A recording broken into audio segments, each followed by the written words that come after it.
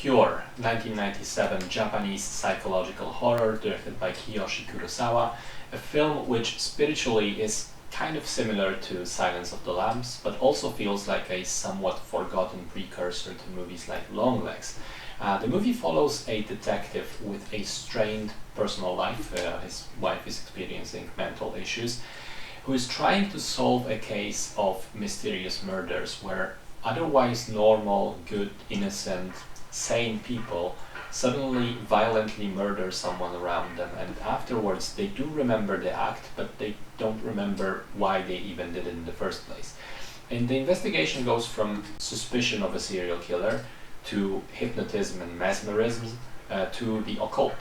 So it's a horror which doesn't really have outright scary moments. It does not have jump scares in the traditional sense, nor any flashy scenes. Instead, it is slow, deliberate, methodical, at times you might even say uneventful, but all that time it's building up an atmosphere of dread and unease. It feels like a strange nightmare, like something out of a David Lynch movie, where the more it goes on, the more you begin to question what is real, what can be scientifically explained, what is perhaps supernatural. But even more so, the more it goes on, the more you want out. You do not want to be a part of this story. It makes you feel kind of icky. There's a dread of being infected by it, by the idea it explores that there is this cold, unexplained, detached evil inside all of us, which can be accessed and brought out.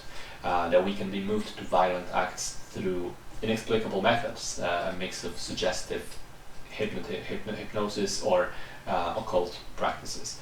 I think the performances are very good. I loved the sound design, which often has these overwhelming sounds of uncontrollable outside forces of mainly nature but also technology.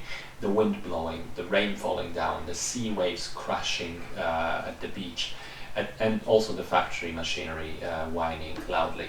And it's a strange thing because as the movie ended, I thought to myself, well, it was okay, it was alright, but it didn't get to me as much as I think it wanted to. And also, I wasn't sure if I understand the ending. And I'm that kind of person where understanding is a large part of enjoying something, which is perhaps why I struggle with David Lynch. But then, in the evening that same day, I found myself thinking back, not even to particular scenes, but to the atmosphere of the movie, and feeling again this weird, uneasy dread all over, being sort of enveloped by this evil aura. So I guess it did get to me subconsciously. It did stay with me on some level, and as such, I have to admit I do consider it a good movie.